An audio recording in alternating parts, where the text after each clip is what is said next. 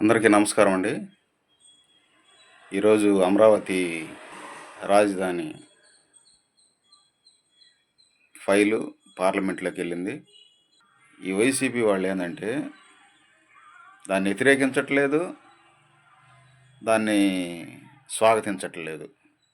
కానీ Jagan press meet పెట్టి రాజధాని గురించి, దాని ఆర్టికల్ని గురించి ఏందేందో మాట్లాడతాడు. రాజధాని నిర్ణయించే అధికారం కేంద్రానికి లేదంటాడు. అవును, లేదు, కేంద్రానికి లేదు. వాళ్ళు ఎప్పుడో చెప్పారు.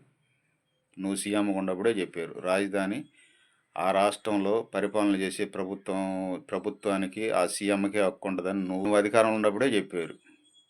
మళ్ళీ ఇలా కొత్తగా మళ్ళీ ఎందుకు పాత చింతకాయ పచ్చడి? మళ్ళీ కేంద్రానికి ఏం సంబంధం లేదు, రాష్ట్రానికి తుది నిర్ణయం అని. అది తెలుసు కదా నీకు. ఇప్పుడు ఒక విషయాన్ని డైవర్ట్ చేయటానికి ఏవో కొత్త లేపుతా ఉంటే కుదరదు. నీకు తెలుసు సీఎంగా అదే బాధ్యత, అది రాష్ట్రానిదే బాధ్యత అని.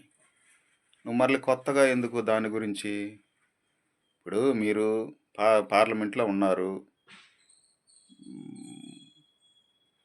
దానికి తోడు మీరు ప్రతిపక్షంలో ఉన్నారు. మిమ్మల్ని అడుగుతారు, అడిగినప్పుడు మీరు ఎస్ అనో నో అనో చెప్పాలి. నో అని చెప్పట్లేదు, ఎస్ అని చెప్పట్లేదు, సైలెంట్గా ఉంటే దానికి అర్థమైంది అంటే మీకు 3 రాజధానులు ఉండాలని మీ ఆలోచన. అర్థమైందా? మీ ఆలోచనలో పద్ధతిలో జనాలకు తెలుసు. కాబట్టి మీరు అనుకున్న ఏవి జరగవు. అది ఓకేనండి.